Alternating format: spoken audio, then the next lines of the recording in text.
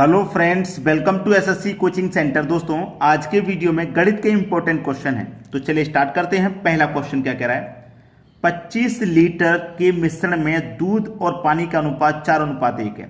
दूध और पानी यानी कि दूध और पानी। एक बात हमेशा याद रखना कि पहले दूध दिया गया तो दूध लिखें, बाद में पानी दिया गया तो पानी लिखें, तब अनुपात को सीधा सीधा लिखें। अगर आपने आगे पीछे लिख लिया तो अनुपात फिर गलत हो जाएगा। तो अनुपात कितना है इनका? 4:1 है। ठीक है। अब क्या कह रहा है? यदि मिश्रण में 3 लीटर पानी और मिला दिया जाए तो नए मिश्रण में दूध और पानी का अनुपात क्या होगा? नए मिश्रण में दूध और पानी का अनुपात क्या होगा, उसने ये पूछा। देखना, यहां पे आपको अच्छे से पता है कि आपके पास जो मिश्रण है वो 25 लीटर का है, यानी कि दूध और पानी मिला के 25 लीटर है मिश्रण।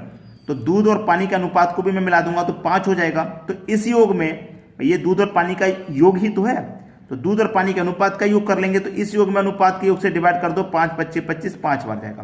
तो 5 कमल पे 4 से कर दूंगा 20, 1 से कर दूंगा तो 5, यानी कि इस 25 लीटर में दूध 20 लीटर है और पानी 5 लीटर है, दोनों मिला के 25 लीटर का मिश्रण है। फिर उसने बोला है कि 3 लीटर पानी और मिला दें। पहले से पानी 5 है, इसमें 3 लीटर और मिला देंगे तो पानी की मात्रा हो जाएगी 8, लेकिन दूध तो हमारा वही 20 लीटर ही रहेगा, 20 लीटर ही तो रहेगा दूध। चलिए अब इसे कटा दो, 4 दूने का 8, 4 पंजे 20, यानी कि 5:2 नया अनुपात हो जाएगा। हमसे नया अनुपात पूछ रहा था, दूध और पानी का अनुपात क्या होगा, तो 5:2 हो जाएगा, यानी कि बी ऑप्शन बिल्कुल सही जवाब है।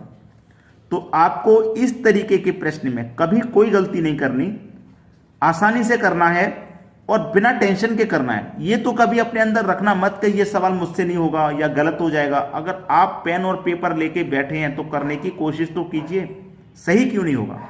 अब देखते हैं अगला प्रश्न। अगला प्रश्न है, एक धनराशि 3 वर्षों में साधारण ब्याज पर 815 रुपए एवं 4 वर्षों में 854 रुपए हो जाती है, तो वह राशि क्या है? धनराशि बतानी है।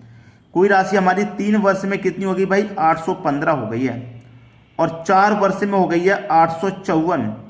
भाई 3 से 4 वर्ष होने में 1 वर्ष बढ़ गया, 1 वर्ष में राशि कितनी बढ़ गई? 815 से 854 हो गई, कितनी बढ़ गई? 39 रुपये बढ़ गई।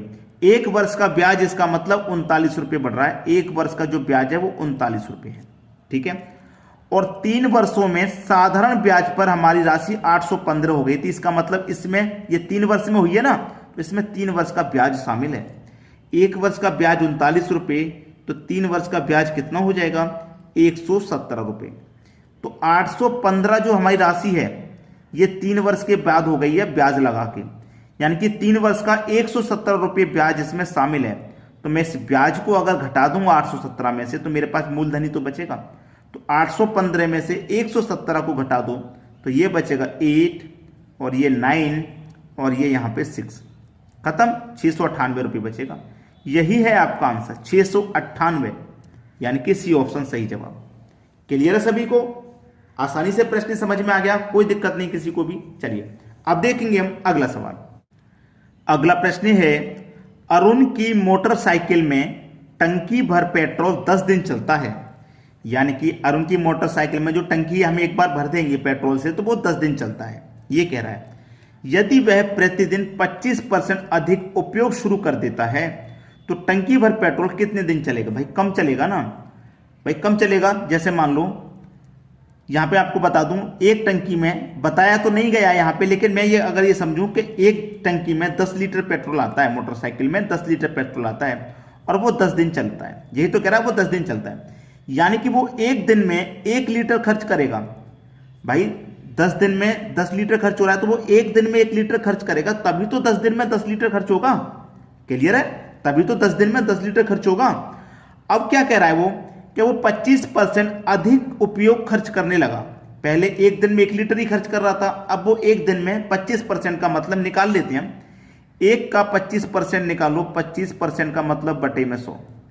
ठीक है, 2 संख्या बाद दशमलव लगा दूंगा तो कितना हो जाएगा? ये 0.25 हो जाएगा।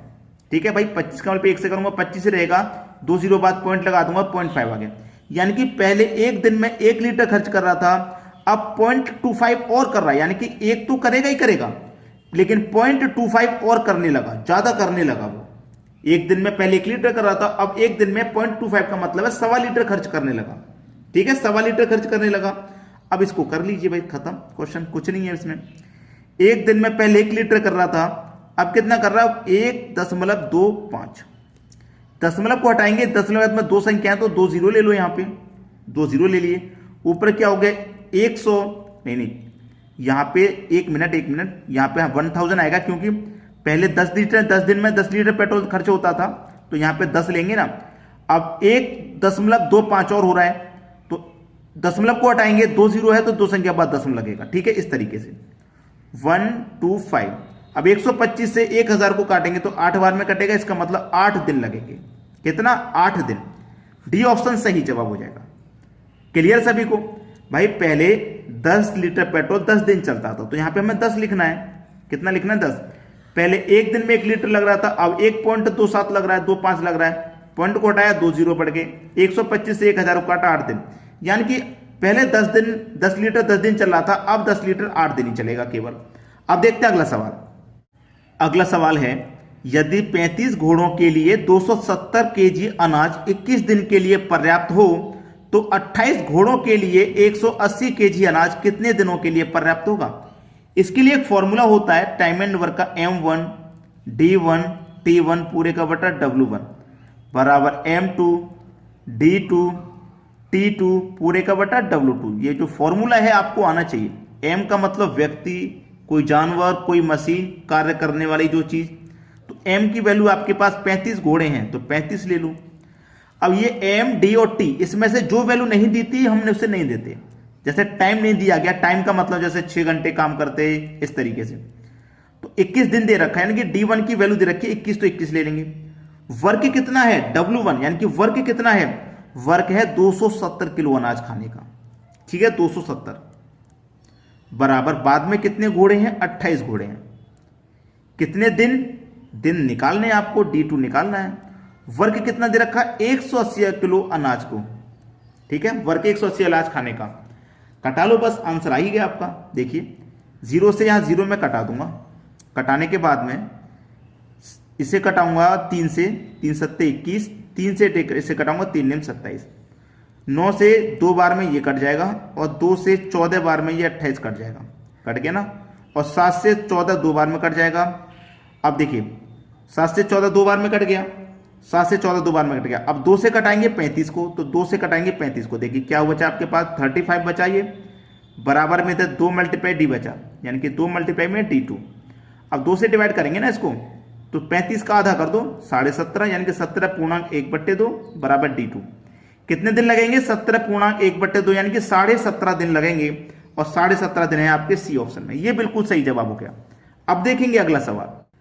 अगला प्रश्न है, 878 रुपए में किसी वस्तु को बेचने पर हुआ लाभ उसी वस्तु को 636 रुपए में बेचने पर हुई हानि के बराबर है, यानी कि वस्तु का लागत मूल्य क्या है? ऐसा क्वेश्चन देखिए कभी भी पूछा जाता है, तो मैं आपको बता दूं, x + y / 2, यानी कि पहले वाली वैल्यू x, बाद वाली वैल्यू y, दोनों को जोड़ के 2 से डिवाइड कर देंगे। यानी कि 878 + 636 / 2, दोनों को जब जोड़ेंगे 878 और 636 को, ये हो जाएगा 1514, और डिवाइड करेंगे 2 से तो 757 बार में डिवाइड हो जाएगा। ये है आपका आंसर। ठीक है, 757, जो कि डी ऑप्शन में है। डी ऑप्शन बिल्कुल सही जवाब हो जाएगा। अब देखेंगे अगला क्वेश्चन। अगला प्रश्न है, 5% के साधारण ब्याज पर 4 वर्षों के लिए कर्ज दी गई कितनी राशि 6% साधारण ब्याज पर 4 वर्षों के लिए दिए गए 500 रुपए कर्ज के बराबर राशि होगी? देखिए, साधारण ब्याज का क्वेश्चन है, PRT/100 बराबर PRT/100, यानी कि प्रिंसिपल कितना है भाई? आपको प्रिंसिपल पता ही नहीं है, जो चीज नहीं पता उसे एक्स रखने दो। राशि तो पूछ ही रहा है। इनटू रेट कितना है भाई? रेट पूछ रहा है, रेट पहले दिया गया था 5% का, तो 5। टाइम दिया गया था 4 वर्ष का, 4 / में 100 बराबर प्रिंसिपल दिया गया इस बार आपको 500, ये रहा 500, प्रिंसिपल दिया गया 500, रेट दिया गया है 6% का और टाइम दिया गया है 4 वर्ष का, बटे में 100। तो 100 से 100 ये कट गया और ये 4 से ये 4 कट गया, ठीक है। अब बचा क्या आपके 5 से इसे काटूंगा मैं 100 बार में कट जाएगा, और 100 का मल्टीप्लाई 6 से कर दो तो 600 हो जाएगा। और इधर क्या बचा x, यानी कि x की वैल्यू जो कि हमने प्रिंसिपल माना था, तो प्रिंसिपल यानी कि x की वैल्यू कितनी हो गई 600 हो गई। पहला ऑप्शन सही जवाब है। तो सभी को समझ में आ गया क्वेश्चन। इस तरीके के क्वेश्चन में कभी भी गलती मत करना। आज के वीडियो में दोस्तों इतना ही, बहुत बहुत धन्यवाद।